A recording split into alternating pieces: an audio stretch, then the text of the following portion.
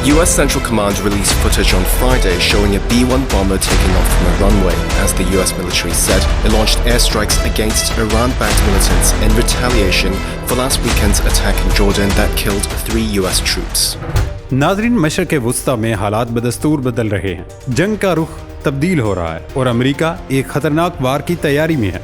अमेरिकी फौज ने इराक और शाम में दर्जनों मुकामात पर फिजाई हमले किए हैं और अब भी ये हमले जारी हैं। सदर जो बाइडन और दीगर आला अमेरिकी रहनुमा कई दिनों से खबरदार कर रहे थे कि अमेरिका मलेशिया पर जवाबी हमला करेगा और उन्होंने वाजे किया था कि ये सिर्फ एक हमला नहीं होगा बल्कि वक्त के साथ साथ एक टायर्ड रिस्पांस होगा। हमलों में command and control headquarter, intelligence centres, rocket और मिसाइल, ड्रोन और गोला बारूद जखीरा करने के मुकामात और दीगर तनसीबात समेत 85 से ज्यादा अहदाफ को निशाना बनाया गया।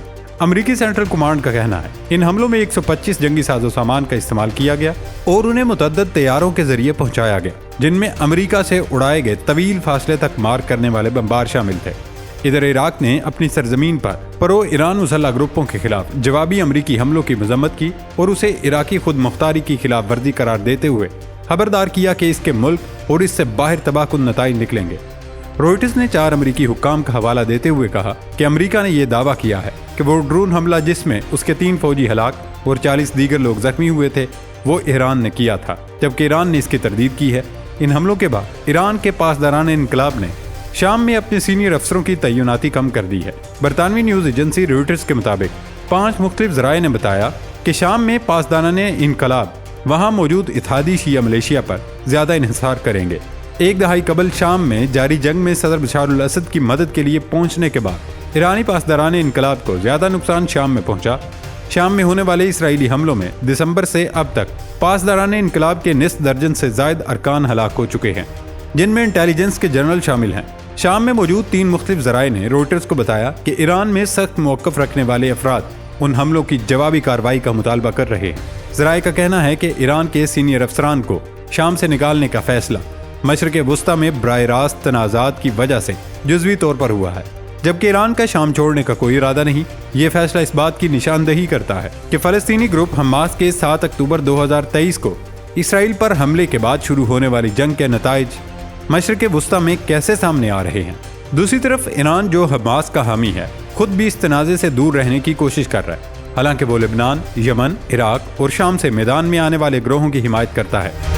दोस्तों, हमास और दीगर तंजीमों की इन एहतियाती तदाबीर के बाद इसराइल ने भी शाम में ईरान की मौजूदगी रोकने के लिए बरसों पर मुहित फ़िज़ाई हमले तेज़ कर दिए। इसराइल शाम में किए जाने वाले हमलों पर शाज़ो नादिर ही तबसरा करता है और उसकी जानिब से हालिया हमलों की जिम्मेदारी का ऐलान भी नहीं किया गया। अब ये खबर भी आ रही है कि 27,000 से ज़ायद फ़लस्तीनियों के कत्लेआम में मुलव्विस इसराइली फ़ौज रफ़ा ऑपरेशन का मंसूबा बना रही है।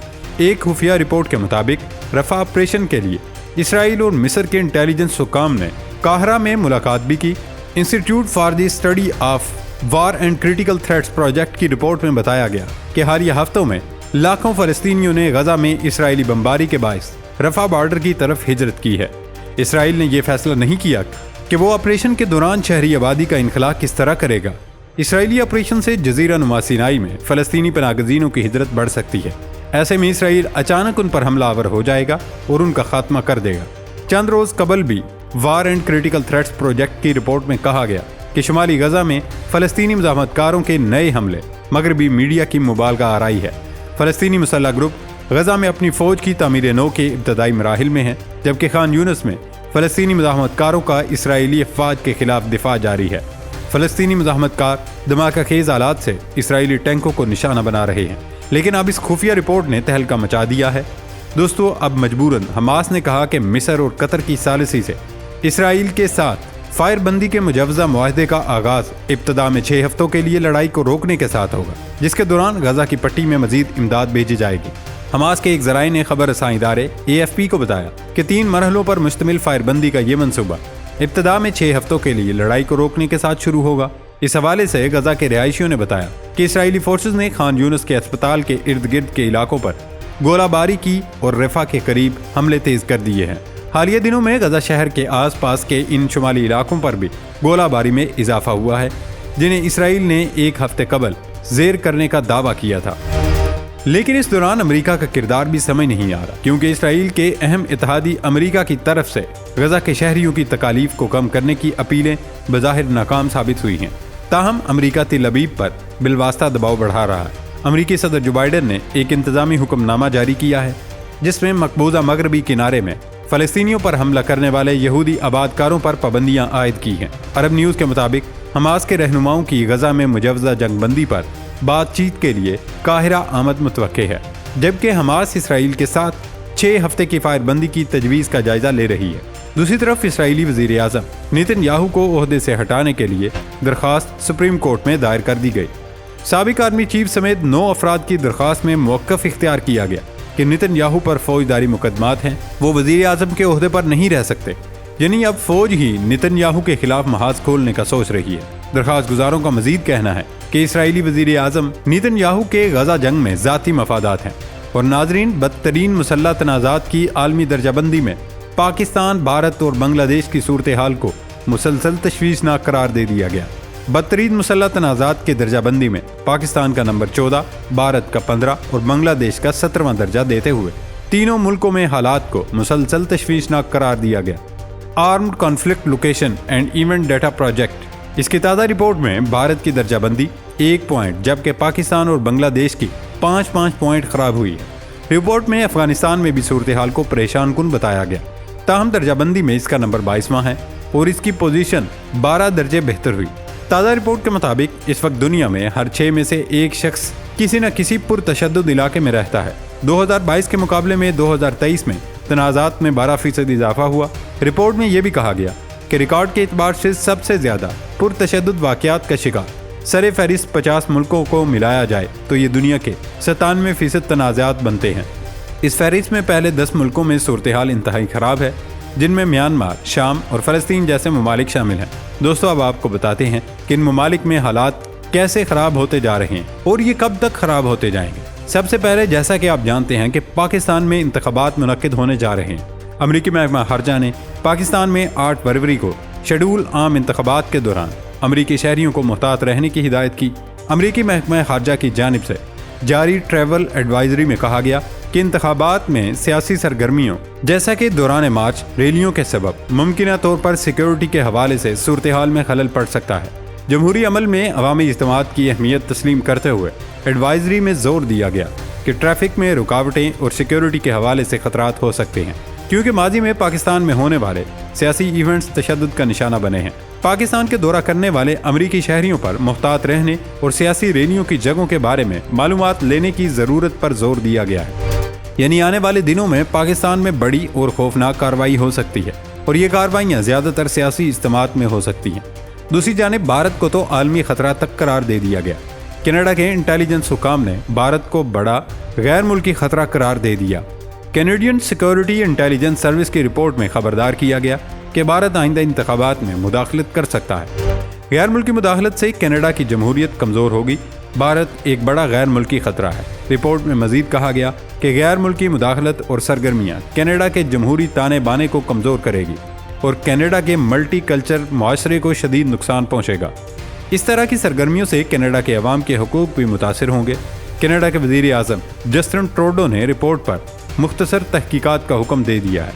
رپورٹ میں چین کو بھی ممکنہ خطرہ قرار دیتے ہوئے خدشہ ظاہر کیا گیا ہے کہ چین بھی کینیڈا کے انتخابات میں مداخلت کی کوشش کر سکتا ہے۔ ناظرین، بھارت میں اس وقت حالات کشیدہ ہیں۔ گزشتہ روز بھارت کے تجارتی دارالحکومت ممبئی میں جمعہ کو پولیس اہلکاروں کی دوڑیں لگ گئی تھی۔ نامعلوم شخص نے فون کر کے بتایا کہ اسے کسی نے بتایا ہے کہ شہر میں 6 مقامات پر بم نصب کیے گئے۔ اس پیغام کے ملتے ہی ممبئی پولیس نے سرچ آپریشن شروع کر دیا۔ بھارتی نیوز ایجنسی ANI نے بتایا کہ غیر معمولی سرچ آپریشن کے بعد بھی کہیں بھی دھماکہ خیز مواد نہیں ملا۔ جمعہ کو نئی دہلی کے علاقے RK پورم میں واقع دہلی پبلک اسکول کو بھی بم کی اطلاع ملی تھی۔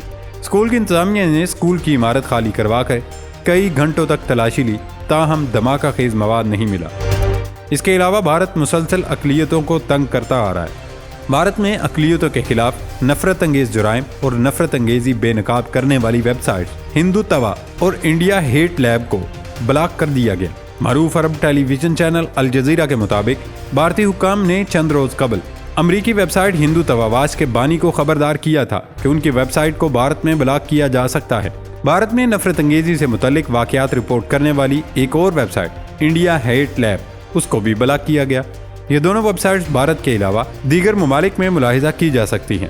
اس سے قبل 16 جنوری کو بھارت آئی ٹی ایکٹ کے تحت ہندو تواواچ کے ایکس سابقہ ٹویٹر اکاؤنٹ کو بھی بلاک کر دیا گیا تھا، تاہم website India heat Lab کا اکاؤنٹ گزشتہ روز تک ایکٹیو تھا۔ دوستو، اسی کے ساتھ ساتھ بھارت میں الگ ملک بننے کی تیاری بھی ہو رہی ہے۔ دہلی پولیس نے خالصتان کے حق میں نعرے لکھنے کے الزام میں ایک شخص کو گرفتار کر لیا ہے۔ بھارتی میڈیا کے مطابق گرفتار کیے گئے شخص نے دہلی کے علاقے تلک نگر میں دیواروں پر خالصتان تحریک کے حق میں نعرے لکھے تھے، جن میں دہلی بنے گا خالصتان کا نعرہ بھی شامل تھا۔ اسی طرح بھارت کسی خفیہ جنگ کی تیاری بھی کر رہا ہے، جس کے لیے بھارت مسلسل اسلحے کی خرید و فروخت کرتے ہوئے پایا گیا۔ گزشتہ دنوں امریکہ نے انڈیا کو $4 ارب کے جدید ڈرونز فروخت کرنے کی منظوری دے دی، جو چین کے مقابلے انڈیا فوج کو جدید ہتھیاروں سے لیس کرنے کا خواہاں ہیں۔ فرانسیسی خبر رساں ادارے AFP کے مطابق پچھلے دنوں امریکی سرزمین پر انڈیا سے تعلق رکھنے والے علیحدگی پسند سکھ رہنما کے قتل کی سازش ناکام بنائے جانے کے بعد یہ سودا طے پایا۔ گزشتہ برس وزیر اعظم نریندر مودی کے دورہ امریکہ کے دوران انڈین حکام نے ڈرونز کے حصول کے لیے امریکی حکام سے بات چیت کی تھی۔ دوسری جانب بھارت میں اپوزیشن جماعت کانگریس کے رکن پارلیمنٹ نے جنوبی ریاستوں سے ناانصافی پر الگ ملک کا مطالبہ کر دیا۔ بھارتی میڈیا کی رپورٹ کے مطابق اپوزیشن جماعت کانگریس کے رکن پارلیمنٹ DK سریش نے بجٹ میں جنوبی ریاستوں سے ناانصافی پر الگ ملک کا مطالبہ کیا۔ DK سریش کا کہنا تھا کہ جنوبی ریاستوں سے وصول کیے جانے والے ٹیکس بھارت کی شمالی ریاستوں کو دیے جا رہے ہیں۔ مرکزی حکومت جنوبی ریاستوں کو فنڈز جاری نہیں کر رہی۔ انہوں نے کہا کہ یہی صورتحال جاری رہی تو بھارت کی جنوبی ریاستیں جلد ہی علیحدہ وطن کا مطالبہ کریں گی۔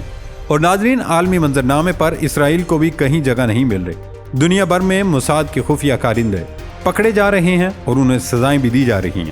ترکیہ نے اسرائیل کی خفیہ ایجنسی موساد کو معلومات فروخت کرنے کے الزام میں 7 مشتبہ افراد کو گرفتار کر لیا ہے۔ ترکی میں پولیس نے مقامی اہداف کی نگرانی سے متعلق اسرائیل کی موساد انٹیلیجنس ایجنسی کو معلومات فروخت کرنے کے شبے میں 7 افراد کو گرفتار کیا۔